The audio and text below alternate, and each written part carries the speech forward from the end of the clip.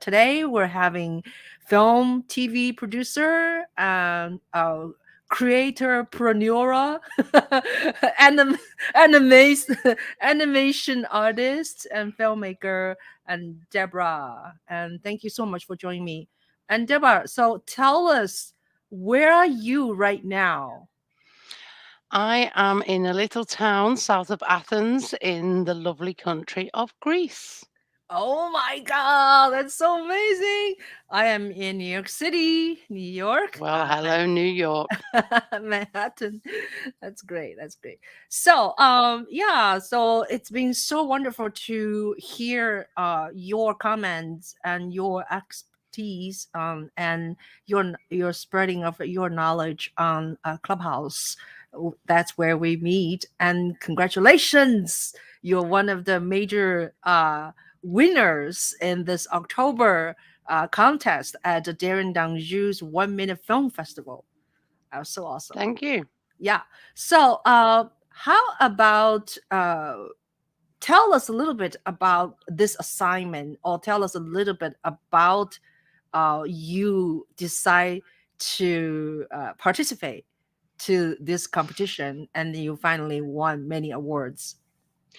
Well, to start with, I love the school that Darian runs on Clubhouse. I think it's great for filmmakers.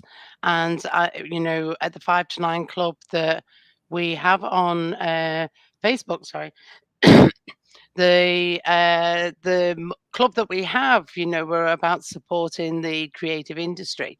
So I'm always pushing our members to get involved in his contest because although you're only creating a 1 minute, he's taking you through all of the processes that you would normally go through to make a full feature, but it's a lot less painful to do it for a 1 minute than it is for a full 90 minutes. So get the practice in doing small little bites, and then it'll be a lot easier when you come to do the large pieces. And I've been playing with some tech, and I wanted to do a little bit more research and development on that. So I used the assignment of Table for Two to do that. And that's what made me go down the track. And as a, animator at heart, I thought, why not enter it as an animation? So we were the first animation to enter into the Darien 1 minute film school. Yeah. So, tell us how many awards you got this time. I don't know. I know we were pipped at the post for all of them, but Uh-huh. I did look at the scores on some of them. I think I made note. Mm-hmm. So on some of them, which is a little disappointing, we got like no scores for our production design, no scores for the actors. I don't know whether that's because of us being an animation. They hadn't taken into consideration the production design. Just because it's animated doesn't mean that we don't use cinematography principles or set dressing principles. And most importantly, we have to have actors that help to bring inanimate objects to life. Mm-hmm. So, I thought the actors had done very, very well to help bring those characters to life. And, you know, that little look from the little one at the end when she's not getting what she wants, I thought was Yeah. absolutely brilliant.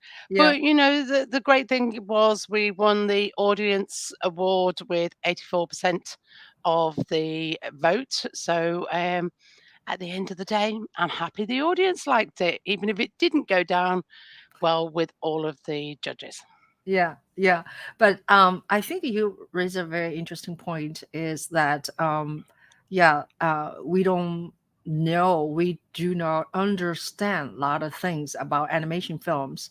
Like, you counted the voice, that is acting, right? You don't see the person's face because they're animated, and that doesn't mean there's no actress or actors voices behind it. So we should bring that issue at the school, though.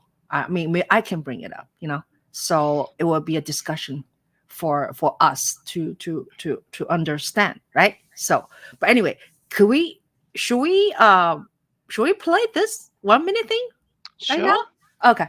All right. sure. So I can share this, and then after that we'll talk about a lot of things. So let's see. It's called Greek Desire. Okay. Here we go.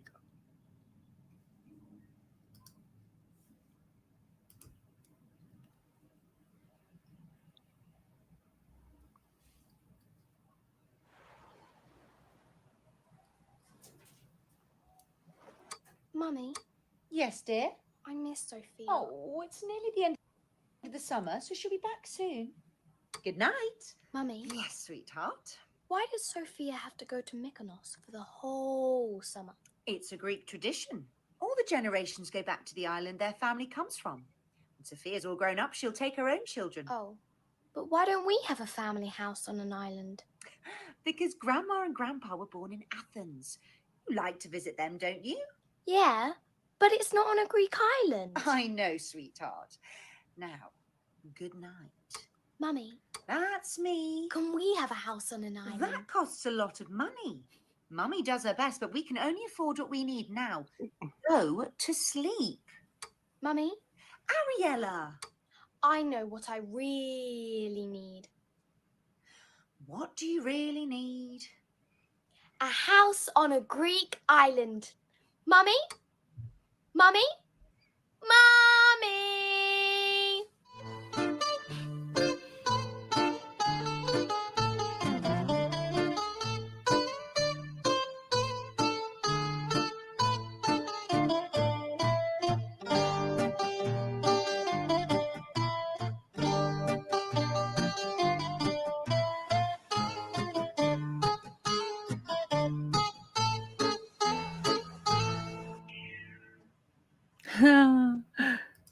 So wonderful. Yeah, let's go back to here. Let's close this. That's so wonderful. Yeah. So now from the concept of thinking about making this to meet the deadline, was it taking a long time for you, or it's a reasonable process?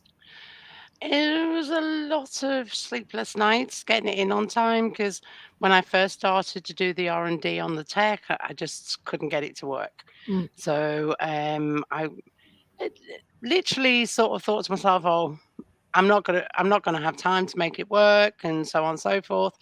So I sort of, okay, I'm not gonna go because I managed to get the script sort of finished within like a week to 10 days. And then I thought, I was doing the tests, one of the things that I wanted to create the conflict between the mother and the daughter and the light, Mhm. the light coming on and off as a sort of antagonist within the Mhm. story. Mm. And I think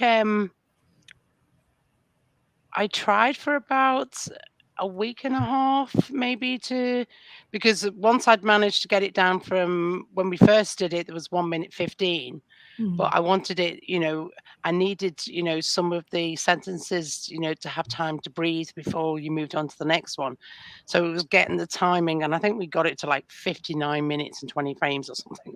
No, Mm. 59 seconds and 20 frames. Mm. So, we managed to get it right on the nose. And then, of course, I couldn't get the faces to work within the environment. It was just not working properly.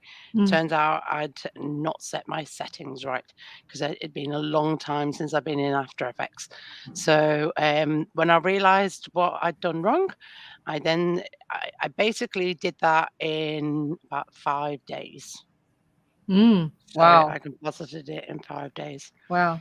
So bringing it together, sound effects and all of the assets. Wow. But yeah, and one of the artists was able to turn around, my environments for me. And basically for my environments, I took my color palette from, if you look at the pictures of Santorini, Mm. you'll see the white buildings with the Mm. beautiful blue, and then especially when the sunset comes, you get that beautiful purple of the sky. Mm. And that was my inspiration behind the production design. That's wonderful. That's wonderful. Yeah. So I haven't seen enough animation lately, so that's just so wonderful. So tell me a little bit. Walk us through a little bit about your background first. Like, where were you born, and how did you become a filmmaker or animation artist, and later on entrepreneur? Oh, okay. I was born in Liverpool, in England, and I moved around between my mother's and my grandmother's, and then I met my husband when I was 17 in Wow. a town called Coventry, Mhm. and when I was 22 and he was 27, we went and lived in Australia, and we loved it there because I had family there that. Um, they'd met when they lived in the Bahamas, and now they were settling down. They moved to Australia, and I went, I think I'd like to come for a visit. And they were like, well, if you're going to come, you've got to come for at least a month. And Mhm. if you can come for a month, you should really stay for 3 or 6 months. So, Mm. and that's how the conversation went on. And thankfully, the people I was working with, because at the time I used to be the assistant manager of a photo Mm. store for Boots, the chemist. They Mm. have photo labs because when I first left school, that's what I did. I used to be a develop people's photographs. I used to do it semi manually, Mm. and I managed some places in Coventry and in Leamington Spa. And then when Boots were looking at doing the quick places where you go and get it done within an hour or two, Mm. that was and they were happy to let me go on a sabbatical. But then we ended up staying in Australia a lot longer. Mm. And then, my husband was missing his family. So we moved back to England, and people couldn't believe we didn't get married while we were away. So we organized to get married. And then my poor husband was made redundant from his new job when, I think it was about 6 weeks before the wedding. Oh, And, at that time, it's like more expensive to cancel the wedding than it is to actually go ahead with it. So I see. we did that, and we'd just done a lot of traveling, so we weren't bothered about a honeymoon.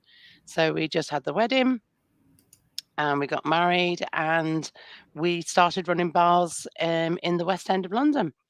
So we did that from when we got married through to 1996, when I was poached by a owner of a publishing house, because he'd seen what we'd done marketing wise from the bar that we ran in Marble Arch in central London. Mm. And he said, I'd like you to work with us. And that's when I started dipping my toes into web design in the summer of 96. And then, of course, I expanded my knowledge, went back to college and learned how to do programming.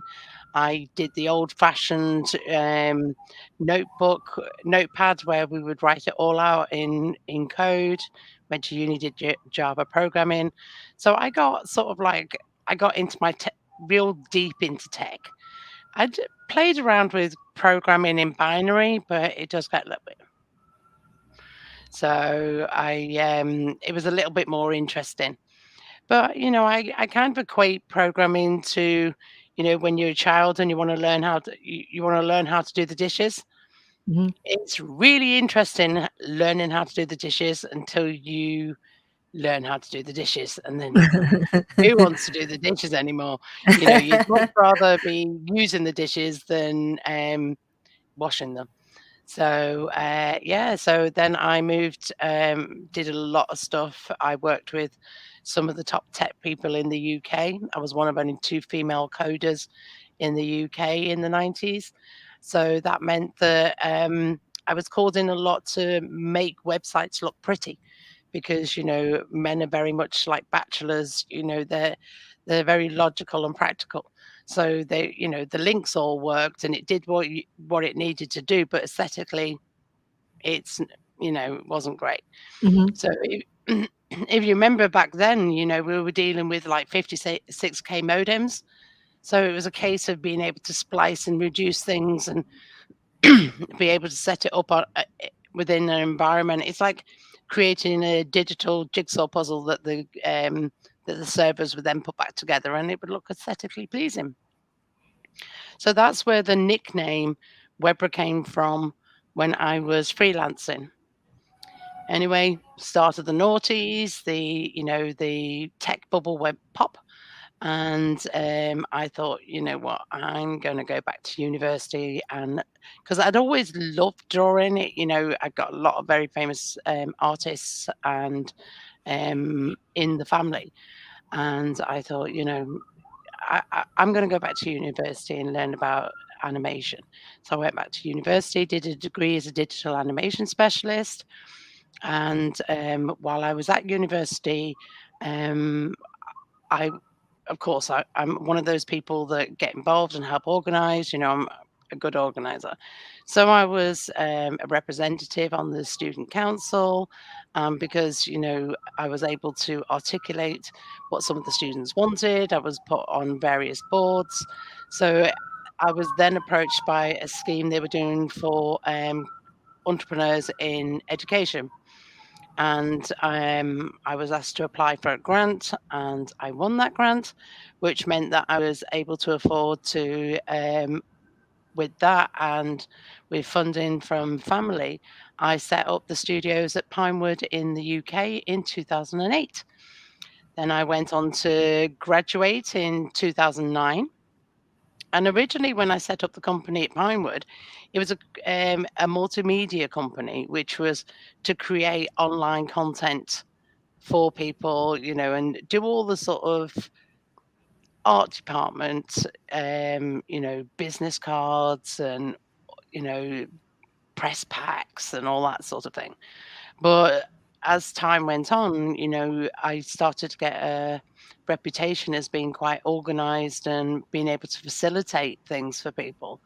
And then I started getting approached more and more as a producer. And that's when we set up the production company.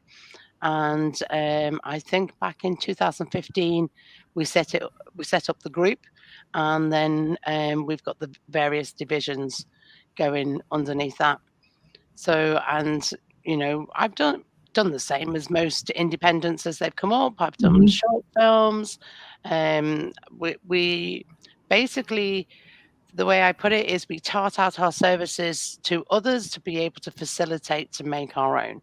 So that's what we've been doing. We've done various shorts for other people and productions of our own. And I work with a business partner who I met while I was at university because I'd been asked to help produce on an Italian film. And I met her in Rome. So when she moved to the UK, we sort of got a nice synergy. And we did a film together called One Girl, which did really well on the festival circuit and won a few awards. And we just recently sold into China. So we were very, very happy about that. So, yeah, so I've got a good cross section of. That's why I say it's easier to say I'm a creativepreneur.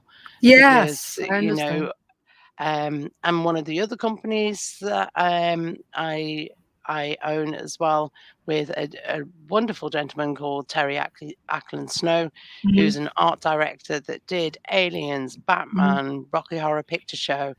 So, you know, it's like a who's who of, you know, classic films. So I started working with Terry in 2009.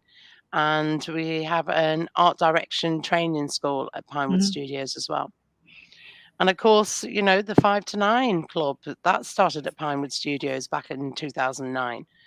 We started it because, you know, we couldn't always get to the bar at lunchtime and it closed at 3 o'clock. And we said it was such a shame. And, you know, me in my usual fashion, it's, you know, something's needed. There's a problem. Let's fix it. So we started doing the 5 to 9 club once a month, and it was called the 5 to 9 club because it was on from 5 p.m. to 9 p.m. Right. And we'd have that once a month. And then I think until we moved on to Clubhouse, we had 1,600 members.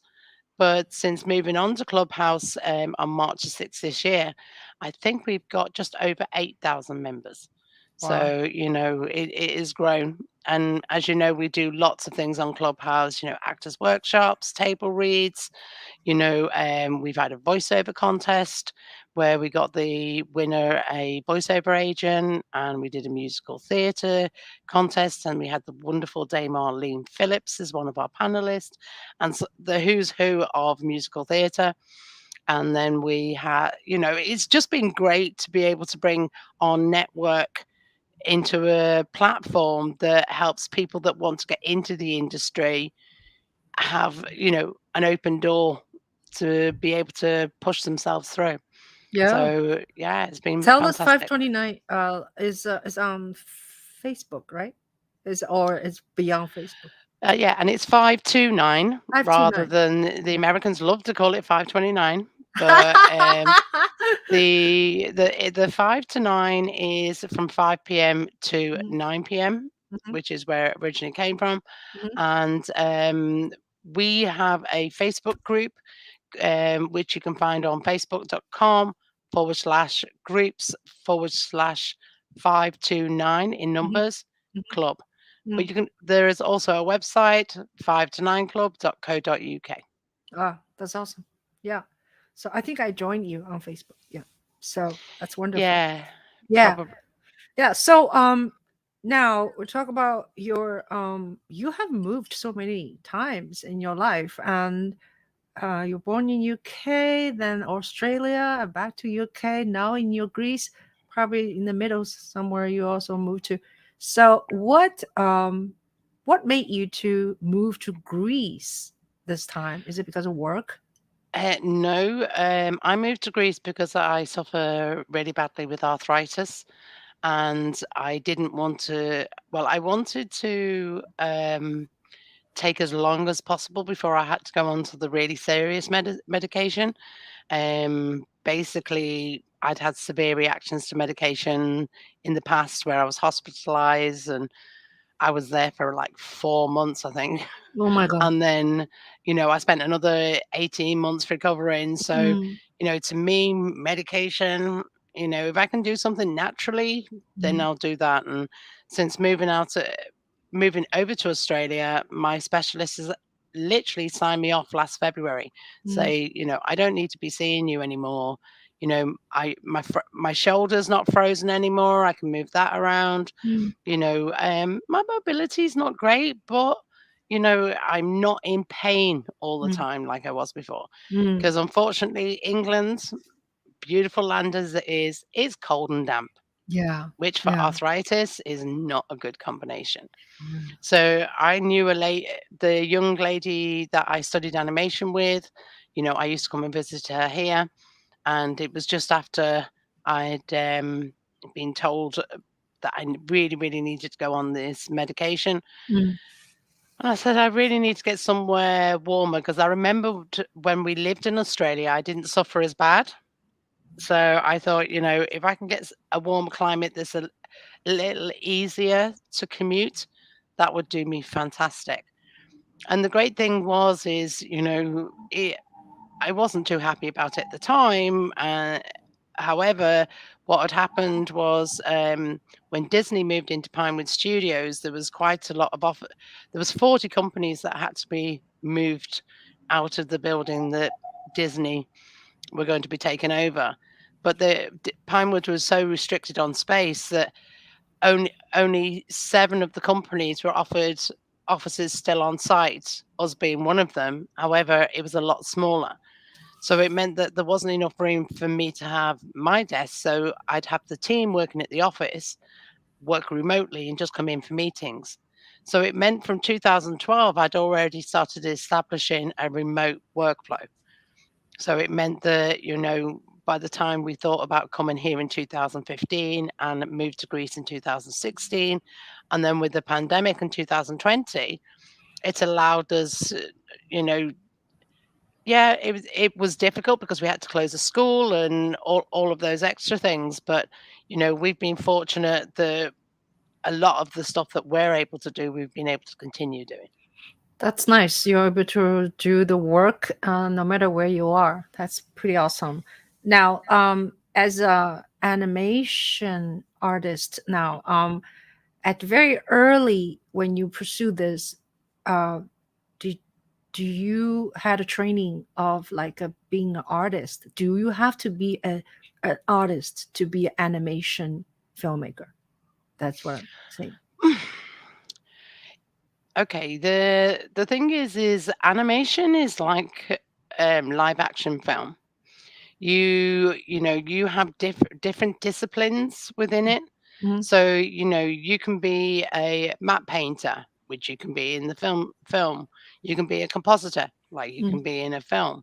You mhm, know, it all depends. Like the animation process is, you know, you've got your script, then you've got your storyboards, then you've mhm, got your animatic. mhm, Well, we normally create like what we call a radio play. mhm, So we will get all the voice actors. So we've got like the beats and making sure that that's fine. mhm, Create your animatic, and of course you've got to create your characters, and then each of the characters has to be designed, you know, like you'd normally send it to wardrobe, but you're using an artist instead. mhm, So, you know, they're created. We normally create them in what we call a T pose, which is like having their arms straight out like so. mhm, And then we would then do what we call rigging, which basically means we create a skeleton within the character that you've drawn. You mhm, know, usually, you know, all the points that you'd normally get within the skeleton, and then you'd set driven keys, which mhm, allows you to be able to, you know, move a little controller, and the hand would move or the mhm, face would change. You know, you mhm, merge shapes to create because you for facial lip syncing, you mhm, would basically do, you know, the vowels and the strong consonants. You know, like that. You know, with an M, your mouth mhm, goes like this, or a mhm, T. You mhm, know, it creates so you'd have your blend shapes to do that. Now, each one of those areas, like I call myself a generalist because I learned all of those areas at university. But within animation, these are all disciplines that can, you know, you can specialize in, you know. And I would say to have a creative view, but if you think about it, riggers, they need to know how to program.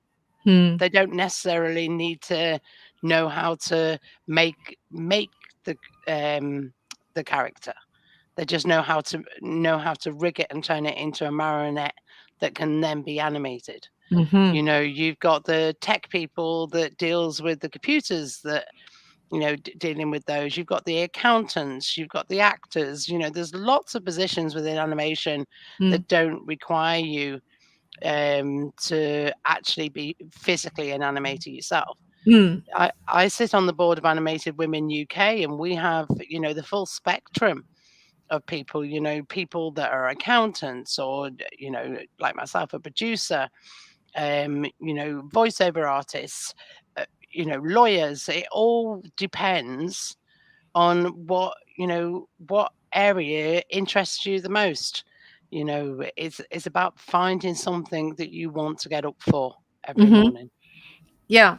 So from the sort of a old way of making animation, now that technology is improving rapidly, do you find you embrace the new technology, or do you find sometimes frustrating you lost the old way of making the Nah, craft? nah. See, this is part of the reason why I was doing Darian's 1 minute film school, because I was doing R&D into making the process faster using new tech. Mm, So you know, I've embraced tech all along. As I said, you know, even in my sort of late teens and early 20s, you know, I dabbled in programming in binary. So, you know, to me, computers have always been a fascinating thing. And, you know, how to make them work and how to make them do as you want. You know, we just need a husband that we can program. That's awesome. Yeah. So, yeah, speaking of your husband, he's very supportive, I assume. I see you guys like in a Greek island, like drinking on your Instagram with the beautiful weather, looking at the sea. Couldn't be any better. Yeah, we try. We live, Yeah. we did a lot of research before we moved over here, and we made sure that we picked a really, really nice place in the world to live. Mm. And you know, we've lived here now 5.5 years, and originally the plan was, just to keep the business in the UK. But you know, due to the network I have here, I was approached about a um, a group of books that were written here in Greece that have been very popular. It's been turned into a musical, and I think there's like over 100,000 copies of the book sold. Well, I think it's just under 100,000, but we're creatives. It's 100,000. Wow. So, I was looking at doing that and looking to co-pro it.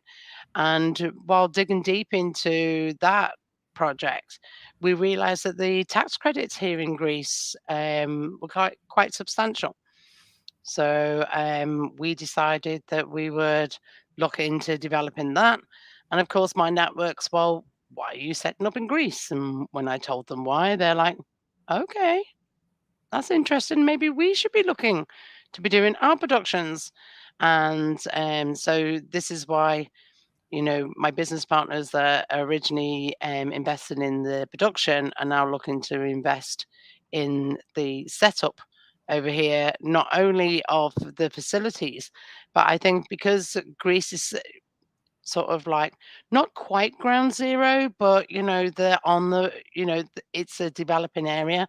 Mm. I think we need to also bring some academies over here to allow the people, it's great to have some strong HODs, but I think it's good for us to get some grassroots talent because the people here in Greece are so talented. They're always clubs here for painting and handicrafts, and, you know, that's how they like to spend their time. So I think it's going to be an easy transition for them to move over to, you know, more in well, not necessarily more interesting. It depends on what you fancy, but yeah, it's an area that's of interest to a lot of people. So we've had the support over here of the Hellenic Film Commission and the ICOME, so which is great because I think I've said to you before, we're looking at doing a creative festival over here at the end of September Mm. next year because, firstly, as I mentioned, we are in one of the most beautiful parts of the world. So, clear, crystal clear waters. And then we've got in Saranikos, where I live, we have 4 outdoor cinemas. We've got an amphitheater overlooking the sea where you can watch the sunset as the performance starts. It's just, very dreamy. So we Is will run. is the Sorry? so-called life speed is kind of slow than UK? Yeah, yeah. Yeah, yeah, yeah. But I think a lot of the people I know here are busy doing things, so it's Uh-huh. not like um I think, like, when I lived in the UK, because I was very, very busy, I'd have order online shopping for all my groceries, and of course, when I've come to Greece and I've seen online shopping, I've just booked it, and I think this was on the Sunday or something, and then I got a phone call going, I'm afraid we only do your area on Thursday evenings. And I thought, okay, gonna have to be a little bit more organized. And of Yeah. course, with being Greek Orthodox, very highly religious over here, everything's closed on a Sunday. So, Oh, none of the shops are open on a Sunday. I So see. once you get over being organized enough not for it not to matter, it's actually really, really nice, Yeah, to have the time because they're very family orientated here in Greece. yeah, yeah. It's very tradition. Like that's what the Greek desire was about. the tradition is all of the family get together over the summer. They go back to the island that they're originally from, and they will spend the whole summer. People tend to come mid-July to mid-September. And this is part of the reason I'm looking at doing the festival the last 2 weeks of September, because that means that, the massive have gone back, but we've still got all the infrastructure that's still going here. The weather's a lot better. Mm-hmm. Yeah. I find 40 odd a little too hot. Yeah. Yeah. Where, the end of September, you're talking sort of like mid-20s to early 30s, Yeah. which to me is perfect. Yes. You Yes. know, that's the weather, you can enjoy it without being over precious about it, because, I just need air conditioning when it gets out. Once it gets over like 32, I really do need air conditioning. I Yes. can't cope with it after that. Right. Right. Um, Yeah. So how's language?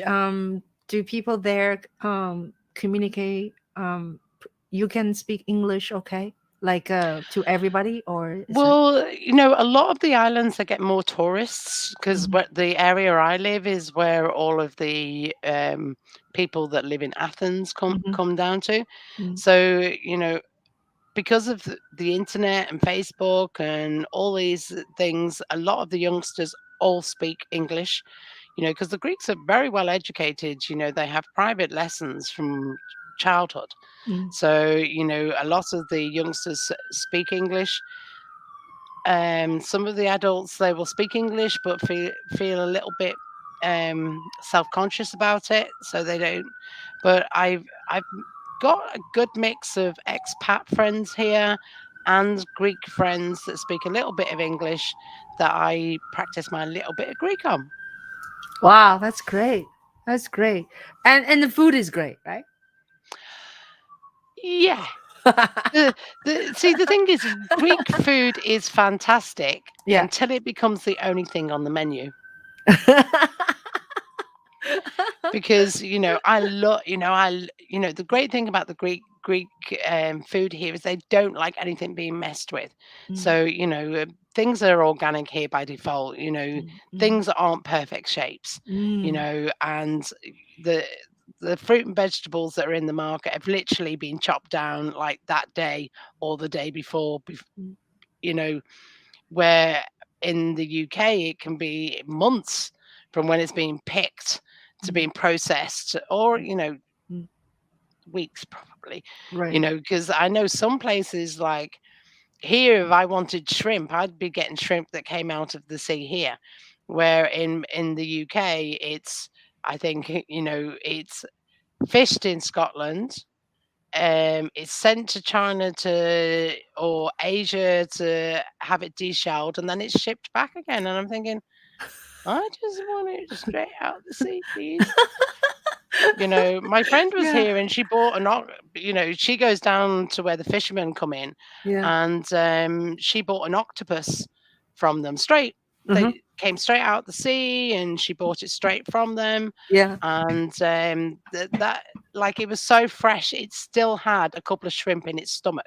Yeah. So that she was saying, she got a bonus Uh-huh. on that one. Yeah. Yeah. But Yeah. yeah, the food here, great fish, great fresh meat, great salads, it's Uh-huh. all great fresh product.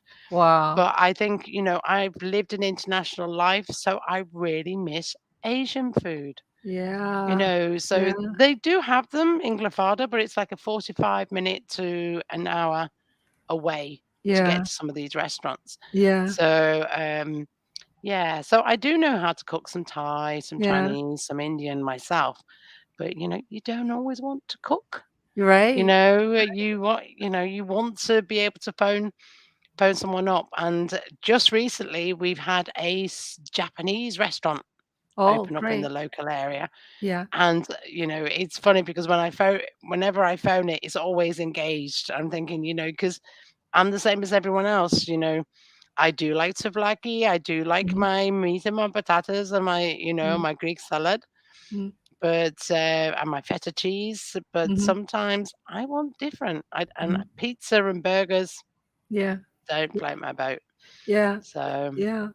Wow, that's interesting. So, yeah, should we play one of your short videos you made a while ago?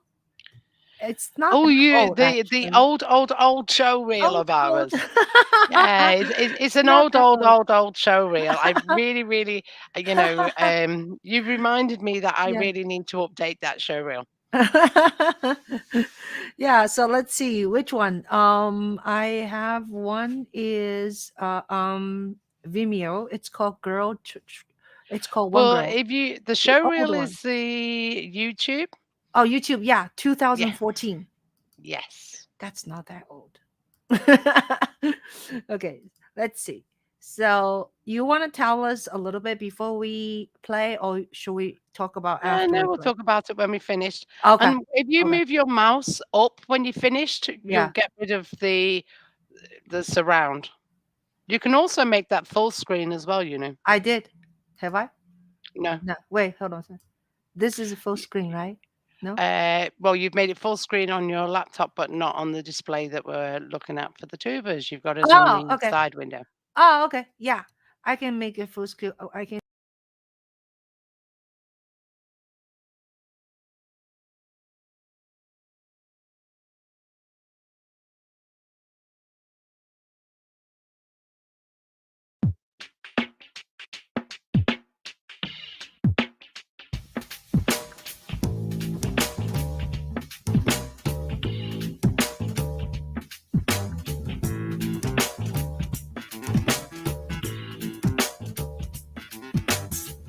What you gonna do standing there judgment day? Nowhere to run, no place to hide away. You're gonna stand proud and answer for your sin. You're gonna fall to your knees and ask to be forgiven. You can't say I didn't know about this day. You can't say that he didn't try to show me the way. Can I confess now and turn from my ways? All it's too late for a soul to get saved on judgment day. Come on, don't you hear the door knocking? Come on, gotta let him into something. Come on, you got to invite him in. He's not gonna force his ways, just a gentleman.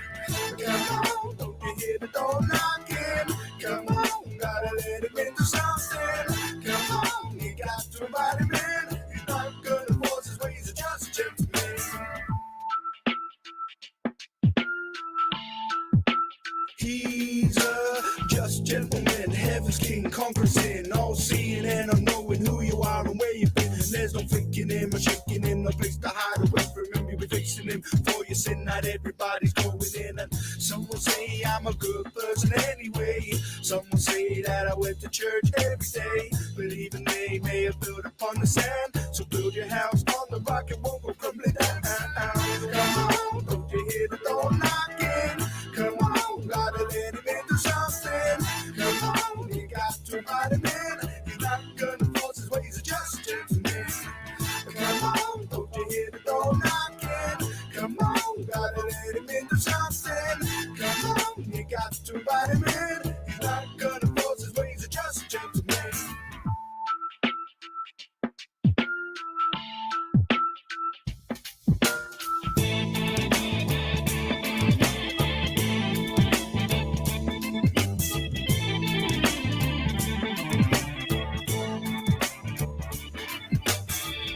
A living relationship with the king is what we need. Who died in our place that day just to wipe our filthy slates clean. A confidence in the promise he made when we're standing on that day. Yeah. A price was paid for us and our sins were washed away.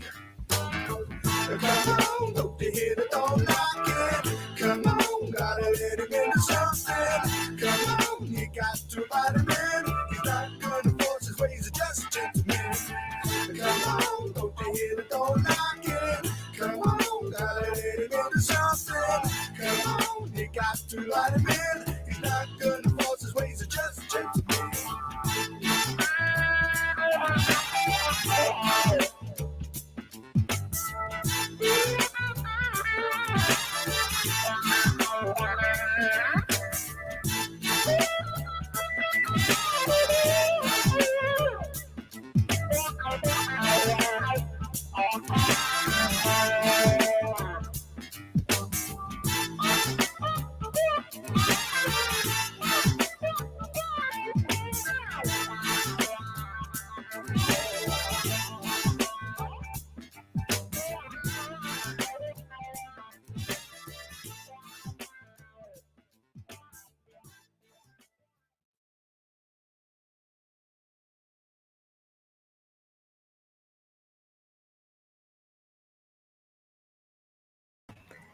That was awesome. So the music, I noticed first thing, it's so awesome. This is kind of a little bluesy and kind of pop. Oh, Caleb.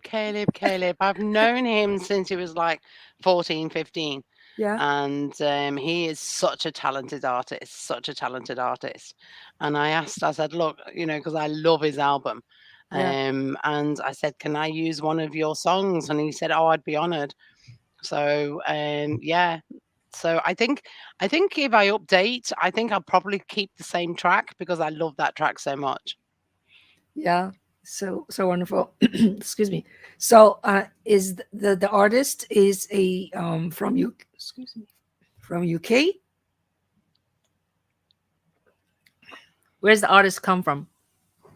Well, yeah, we're all UK. Yeah. So I mean the singer, the music soundtrack. yeah, he's from the UK. Okay. Yeah. He now lives in Canada, though. He Oh. married a lovely Canadian girl and moved there. Oh, maybe 2000, maybe 2002. Yeah. That's awesome. No, 2010, I think it was. Yeah. So tell us the project. Like what was the sort of a source or motivation or inspiration for making this, and for what? Well, it's like a selection of projects. That's why it was a showreel. So, basically what we wanted to show in the showreel, that how, we were a multimedia company working across multiple platforms, and we showed sort of like 2D, 3D, and live action within that. And within the 3D environment, we'd show, how how you create a model and you've got the rig behind it and how it's moved and how it then renders out. So you saw the process throughout the show reel, and some very simple motion graphics that we did as well. I think we had some mixed media in there, and just basically to have a cut of various projects, digital artworks across them all, So, and of course, we've got live action filming in there as well, because of course we've done that as well. So it's like a demo for what your company can do and what you guys, right? And different media. Yeah. That's awesome. Now, animation editing, is it very different from so-called like say I use Nope. Final Cut Pro? No, No? I use Okay. After Effects. Okay. Well, there's lots of different ways that you can create the characters, but some projects we've done has been cell by cell animation, because there was a project we did where they wanted to keep that a certain look that could only be achieved by cell, which I think we used Tubu for that one, and then we I use After Effects, or a lot of those projects were done on Maya. Some of the team, we'd work on 3D Studio Max, but that's good for photorealism, and we quite like the sort of like Disney-esque sort of like that sort of palette. As you probably noticed, we didn't tend to go for a lot of photorealism. We wanted to let it look like a cartoon rather than trying to make it look real. If you want it to look real, then get real actors, get real sets, get real camera crew. You want if you want to take it a little further, and that's why I love animation, because the only limitation is your imagination. Yes, you have so much you can stretch out, right? There's no boundary when you do animation, right? Yeah. I have a question.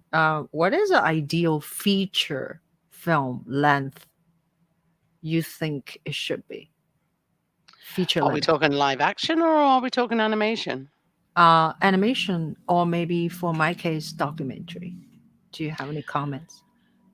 I know. Well, it all depends on what your end end audience is going to be. So, the usual is 90 minutes for live action and animation. Basically, because that's the time slots that the broadcasters have. If it's going on a channel that doesn't have adverts, then it's an hour and a half show. And if it is one that does give adverts, then it's a 2 hours. And then and then with regards to, just doing it as a TV piece, then you'd probably need to take it down to about 52 minutes. Okay.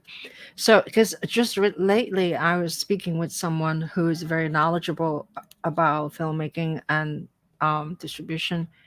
He saw my film in LA. He came to LA 10 days ago, and he made some suggestions. He thinks I should add a little bit, a little bit. He thinks 81 minutes is too short for feature.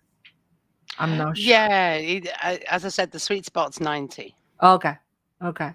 All right. That's good. So I just want to sort of verify if that's Yeah. valuable. And since the film is already showing here and there, getting awards, is it a kosher for me to add more things into it? Of course. Oh, okay. Okay. So it's like if I have some distributors interested in, but I don't need to. It's like there's no really rule. I cannot add a little bit more things to make the film better, right? Okay. No, I think when we sent our documentary, I think the final pass was like 106, 1 hour and 6 minutes, Okay. and then we had to edit it down to 52 minutes because we didn't want to edit it up. Yeah. So I think as I said, 52 minutes if you're going to go for a 1 hour show, or 90 minutes if you want to do it as a feature. Oh, okay. Is the That's sweet great. spot. That's great to know. Yeah. So, what are you currently? Do you have I know you have a 529, and what is your current immediate project you wanted to talk about? Like, I can't talk about the project that we're currently working on until we're allowed to state them in the press. I see. But there's a lot of exciting stuff going on at the moment. Very, very exciting. So as I said, what I can tell you is we are developing the studios and the facilities here in Greece to be able to take advantage of the 40%. Yes, you heard me right. 40% tax incentive for productions here. And also because, so say, for example, there's another 30% that you can get as well for various things. So like as a, say for me on the production, we'd get the 40% back because we, it's a production that's been done here. That's that section. But because I'm a Greek taxpayer, we can get an additional 10%. So I've been teasing my friends saying I'm going to be cheap at half the price. When you say get back, what do you mean? Get back from government when you do taxes? Yes. Okay. So it takes 3 to 6 months to come through, but you can use it as, like a credit note to go to a bank that will give you the money, give you the funds against it. Wow, that's cool. But do you have to incorporate some kind of business in Greece? Because it's a business. Well, no. Oh, okay. You could do, but what we're doing is, this is part of the reason when we set up the company, it will not only be for our productions, but it will also be to help other people that want to come over here and do productions. So we'll do our own and offer production services.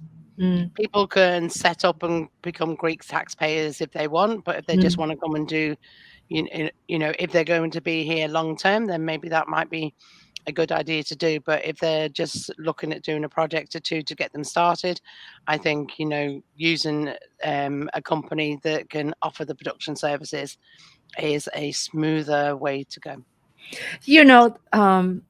As a European person in, especially in like London or in UK, you guys pay a lot more income tax than United States, right? Yeah, Right? Yeah. yeah, So maybe you'd pay like 40% or something.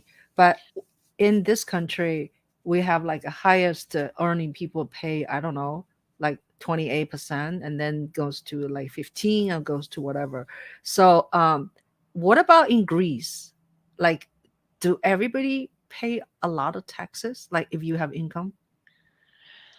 Oh, well, this is the area that I'm digging deeper into at the moment. I know that as an employer, I think I pay 370 every other month, um, which is like the national insurance, Mm, which covers like their medical and their or I suppose towards their pension and things like mm, that. But mm, the physical tax mm, wages in Greece aren't very high.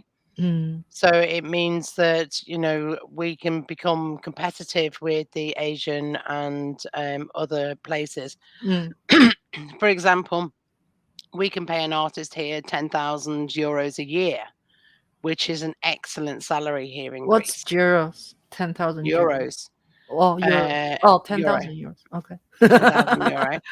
And, for 10,000 euro, you Mm, are talking, in if you think most animators in the or filmmakers in the States are mm, earning that a month, not a mm, year. mm, And then mm, with the tax returns as well, that means that you're becoming I think it makes it competitive with the Asian markets mm, mm, because the the way that a lot of the animation companies work in the UK mm, is, especially the independents, is they will do a lot of the pre-production, the mm, character designs, the mood boards, the the storyboards, the animatic, the mm, voiceover talent, so pre and post in the UK. But then a lot of the in-betweenies is sent over to Asia, whether that's sort of like Korea or Singapore or mm, China or India, mm, and there's quite a lot that goes over to Canada as well. But, it means that it's quite difficult for some of the directors because what they've got to do then is, they've got to go to a country that's sort of like a half day's travel away, mm, where, we in Greece, we're just like 3.5 hours out of London. mm. Wow, that's pretty close. Yeah, very close. So, interesting. Every country has its own advantages or disadvantages of business, transaction or for Yeah, business the other owners. great thing you've got here as well, and part of the roadmap of what we're creating here, Yeah. is you've got a great environment to be ecologically minded. So, Mhm. like when we set up the studio, we will set it up with solar panels because Mm, we have, I think it's 250 guaranteed days of sun a year here, mm, mhm, which is not only good for being able to run solar. mm, Because, I have a guy that he's got like a portable, solar mm, place it's just like a truck on the back of his, car that opens up, and that's enough power to be able to generate rather than have a petrol generator, you've got a mm. solar generator. Yeah. So, that's great. There's lots of different environments here Mm, from, it looks like LA a mm, lot of the places, and then you've got the sea, and then you've got the mountains with the mm, snow, so, and you've got the big cities as well, so it covers the whole spectrum of various locations. So, and as I said, healthcare. Healthcare. healthcare. Is it good in Well, Greece? thankfully, when I've needed it, it's been great. Okay. So, but Okay. I haven't really looked Yeah. into it further than that. Yeah. Yeah. Um, you know, I have more things on my mind than looking into that at the moment. But, Yeah. as we get older, Yeah. Yeah. that clock keeps ticking, Yeah. and, Yeah. maybe that will be a higher priority for me. But the Yeah. times that I've needed it, it's been perfect. That's great. That's they've great. seen to me and got me sorted straight away. Yeah, that's awesome. So, how about we'll watch one more of your work? Sure. It's called One Girl. Yeah, And this is the documentary that I mentioned okay. that let's watch it and I'll explain more Oh, about okay. it when We it's done. watch it. Okay. Let me set the thing and then full screen. Where's full screen? Can see the full screen. Sorry. And then let's get.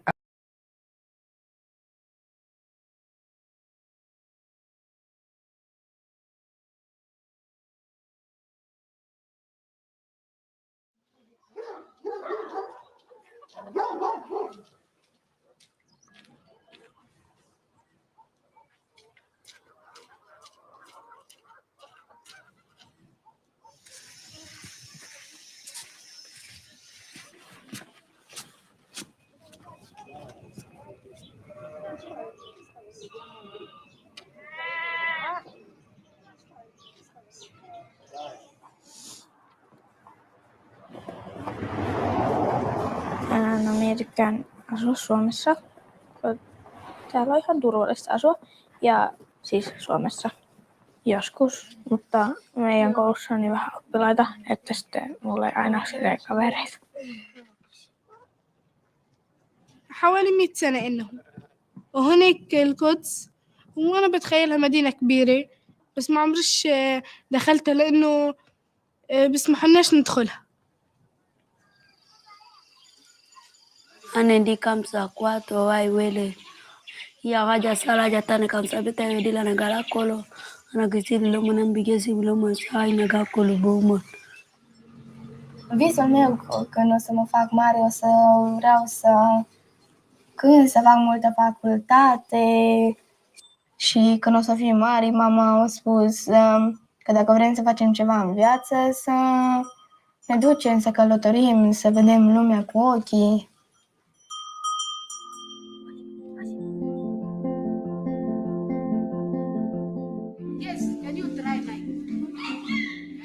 Kuinka moni sai valmiiksi sen?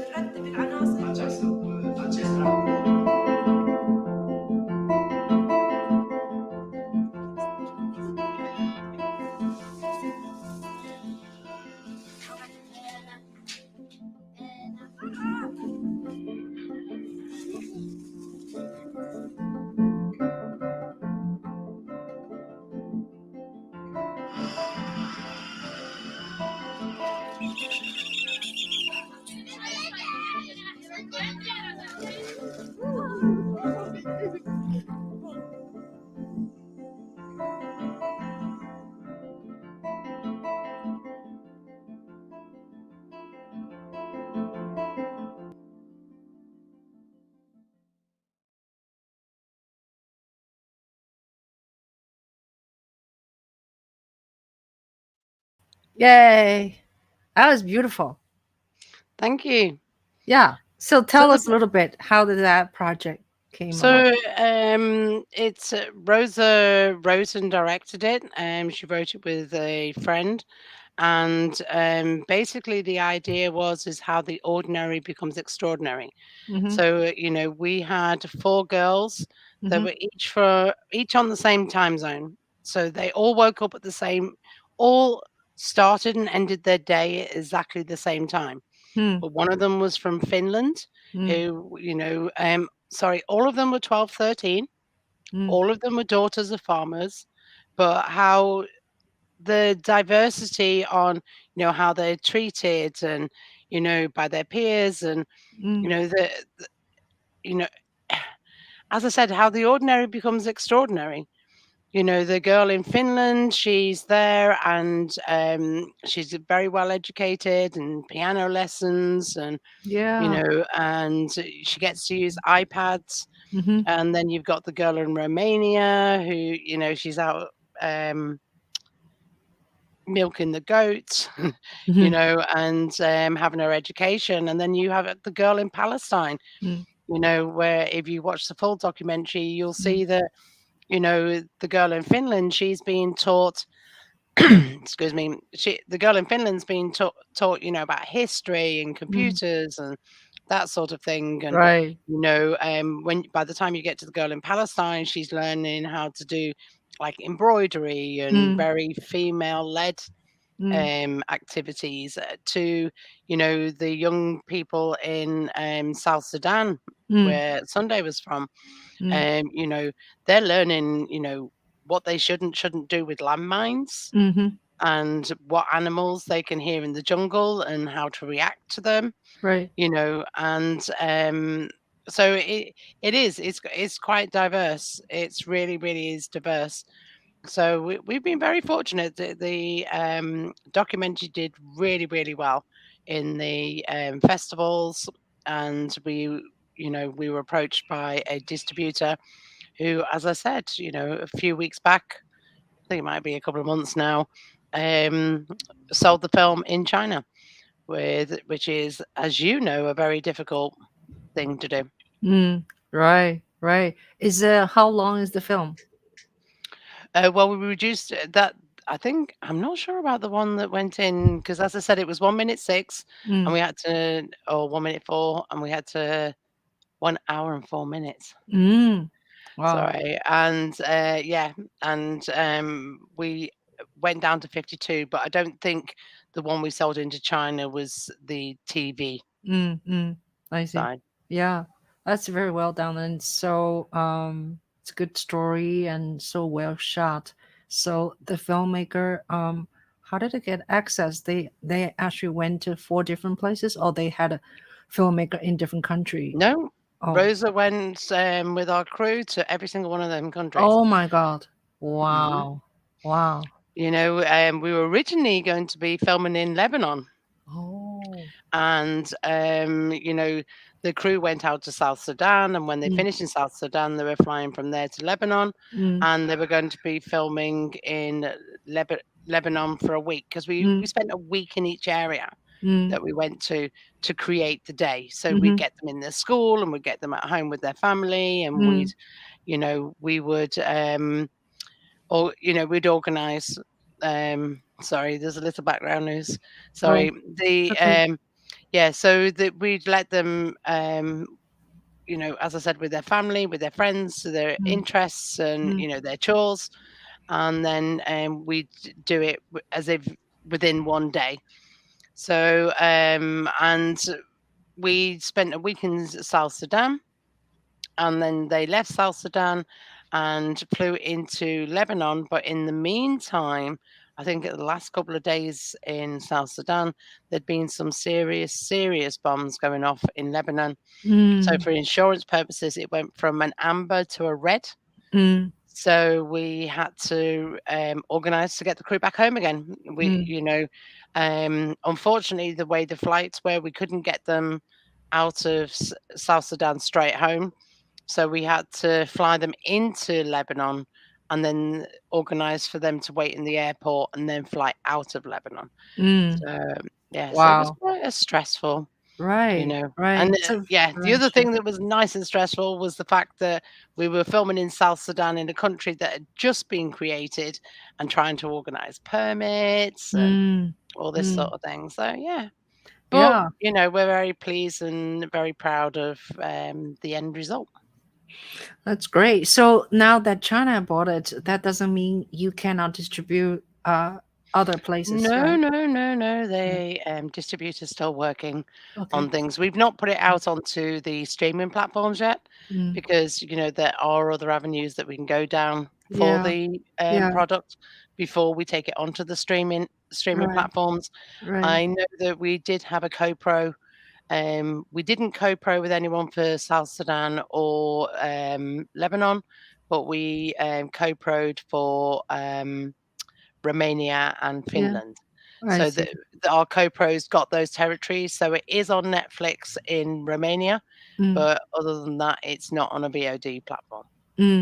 Yes. So now there's basically like maybe more, but basically 3 types of a distribution, right? One is theatrical, one is now the DOV, DOV within DOV has many different type. And then there's educational. Have you thought about tackling to educational distribution? Oh, the distributor's already got that on his radar. That's great. So, That's great. I think like Rosa and I, that we won some awards at a Canadian festival, and they had a theatre full of school children, and it was amazing because, of course, we've just dialed in and done a call like we're doing now, and some of the questions that the children, and what I thought was great was the fact that this is a film that's not in English. Because, we wanted it to be in the first person voice of the child. I see. So we've translated everything into English. So, well, we've done other languages as well, but our first call was to do it in English. But, for the children to get so fascinated and, keep the, attention span for over an hour, to be able to come up with the questions that they did was just fascinating. Yeah, that's wonderful. And may I ask what kind of camera they use to shoot? I think it was the Canon 5D because it's very mobile, with a selection of lenses.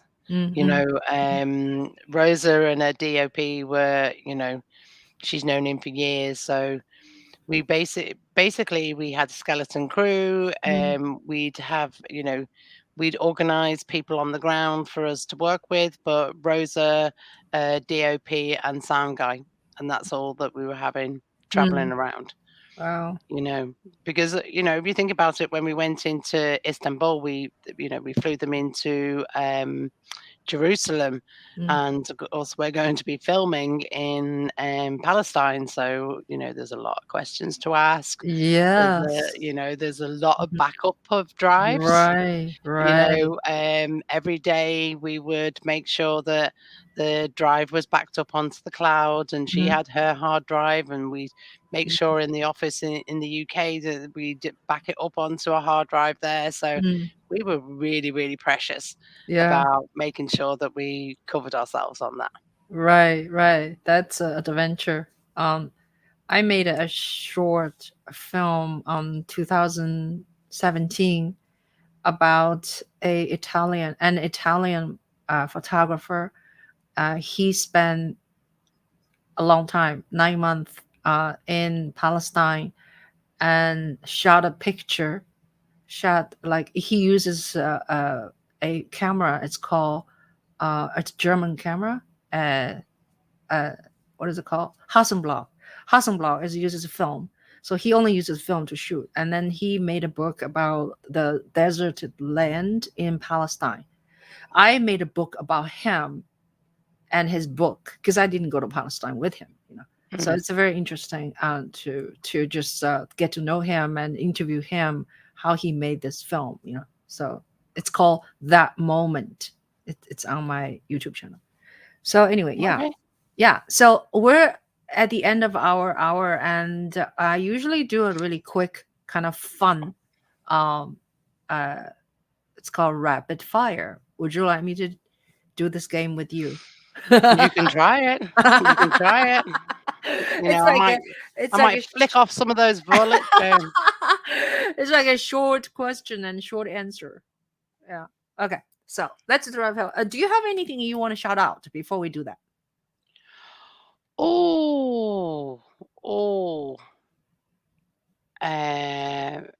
We've got a get together of the 5 to 9 people in real life in London on the 2nd of December.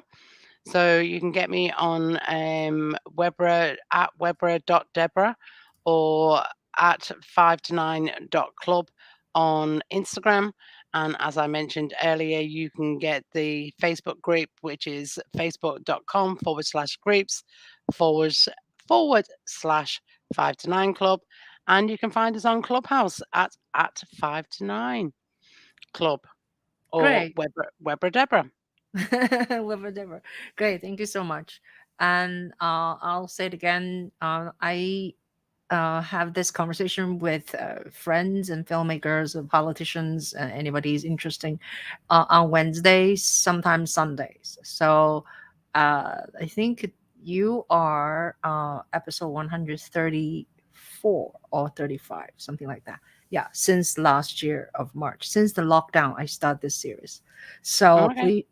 please subscribe my YouTube channel, Juhl Media, and thank you guys for watching. If you are watching, we have some people watching us, they're just not saying anything, so which is fine.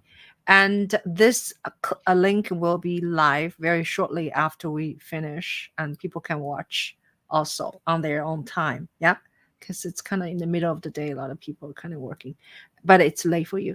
All right, so rapid fire. All right, what's your favorite color? Oh, it has to be sea blue, turquoise. What is favorite food genre for you? Oh, Asian. I've admitted to that already. And I don't mind, I love Indian, Thai, Chinese. I just love, yeah. Great. What is your favorite? What three social media thing you do? Well, I suppose I can't say 3 because it's now 4. Oh, You know, four. it used to be 2, which was LinkedIn and Facebook. Okay. But since coming onto Clubhouse, I've now also got Instagram. So they're the 4 that I concentrate on. Because although I force it onto Twitter and I tried TikTok, there's just so many hours in a day, and I just haven't got around to getting on top of all of them. And I realize I am but human. I can't do everything. What about Clubhouse? Do we all spend a lot of time on Clubhouse? Do you spend a lot of time on Clubhouse? Well, I do and I don't. I think when it first came out and we were, it was a lot of people were still in lockdown, and a lot of people were working remotely, so we spent a lot longer there. It did become like a full-time job on top of my full-time job, which is like a job and a half to start with. Yeah. And then, but it's, because I've been so busy with editing and things like that, it's very difficult to edit, especially, when you're dealing with sound and listen to a Clubhouse room. But other than that, it's good. Like, for example, the pre to post room we were in last night, I was working away, listening to the room, and when something took my attention that I wanted to respond to, I'd flash my mic and pipe right in. Yeah. Yeah. You have been a producer, and you always pretty much on the leadership position and entrepreneur, creatorpreneur. How do you say that? Create. Say it again. Creativepreneur. Creativepreneur. Yeah. So when you collaborate with other people, what kind of quality you look for of other person work with you?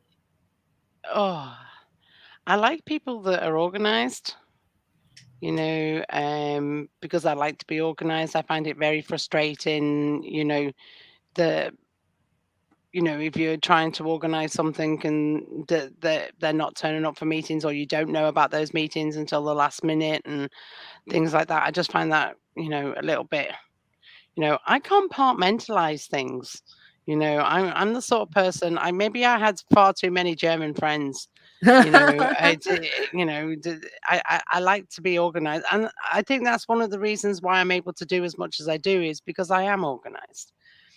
So I like people to be organized, and I also like if people say, if they're going to grab a ball and say they're going to run with it, then I like them to run with it, because I consider what I'm doing is like I'm on a train and it's speeding past, and someone goes, throw me that ball, and you throw them the ball and they drop it, and you got to stop the train, you got to reverse the train. So yeah, I like people that are organized and do what they say they're going to do. That's great. So do And you happy people. I like happy people, Ching. happy people? Right. Yeah. Right. Um, do you watch Netflix? What do you watch? Well, my husband tends to watch the films more than myself. As a screenwriter, he's always studying film and and everything else. I'd say I did watch Money Heist. although I was getting to the end, I think it was the 4th, 5th season, going, please finish. I just want to see the end of this now. Just please finish. Yeah, I'm a big Trekkie. So, of course, all the Star Treks.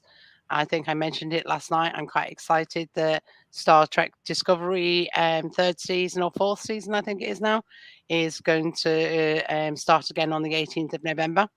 So I'm quite happy with that. Yeah, there's quite a few things I've watched really. I I like The Umbrella Academy. Love that. The Umbrella Um, Academy.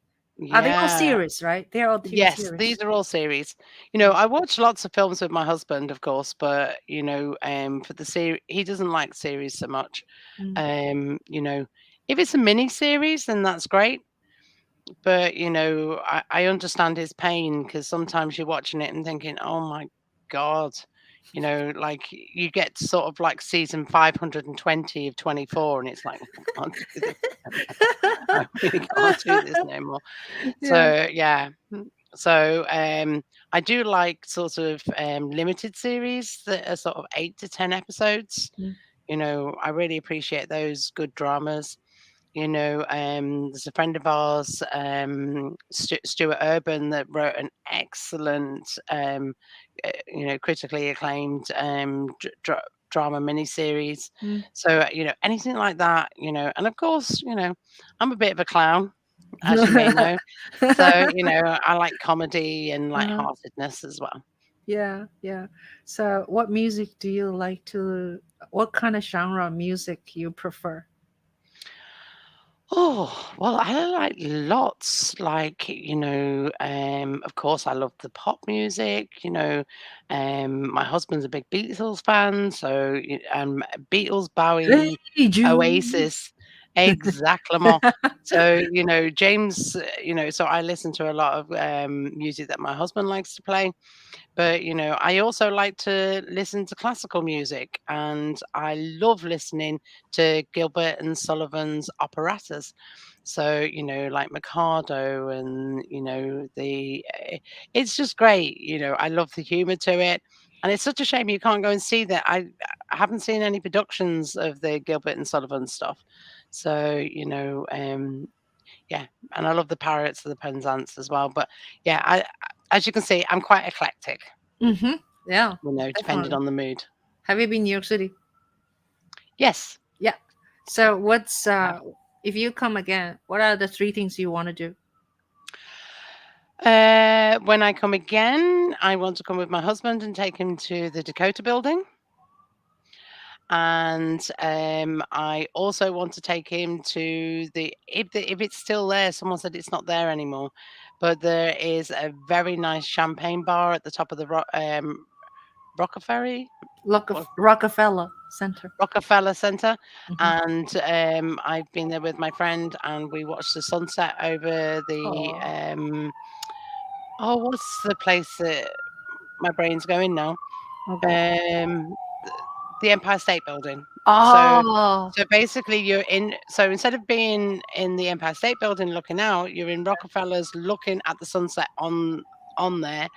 And also in the Marriott near Times Square, Yeah. there's like a revolving restaurant. Right. So, I'd say they're the top 3 things that I'd like to do with my husband when I take him. That sounds so wonderful. So wonderful. Yeah. So, let's see. What is your favorite alcohol beverage? Oh, Jack Daniels and Diet Coke. Easy. Or champagne. I can live with either. All right. So, last question. Coffee or tea? Depends on what it's going with. It depends, like, if you're gonna have, like, a good old-fashioned, Yeah. English cooked breakfast, it has to be a cup of tea. Yeah. If you're going for croissant and something like a continental, then it has to be a good coffee. So, Yeah. it's like red or white wine. depends on what's on the menu. Yeah, great answer. Great answer. All right, Debra, Webradebra, thank you so much for being with me and talking to us and sharing your wisdom, your skill, your art, and your advice to with us. Thank you so much, and I'm sure I'll see Yeah. you again and Yeah, well, that hour was a little longer than an hour. yeah, I know. I know when we chat, time just passes. And yeah, so see you very soon at the clubhouse. And it's interesting. I am meeting actually some people in person now. Like tonight, there's a Belgian filmmaker called Dan, what's his last name? Anyway, he made an appointment, so we're gonna see each other tonight, 6 o'clock. He's in New York City, so it's Okay. nice that Clubhouse is connecting with artists and filmmakers. Yeah, Yeah, exactly. thank you Uh, so much, and You're welcome. yeah, thanks for your time, and and I'm sure we'll hopefully you come to New York, we can hook up. Yeah, Definitely. Or yeah, come and join us in Greece at the yeah, end of September next year. yeah. That sounds wonderful. Okay, everybody. So we're going to end this broadcast session and hope you are well and be safe, be kind to each other, and be healthy. Bye now.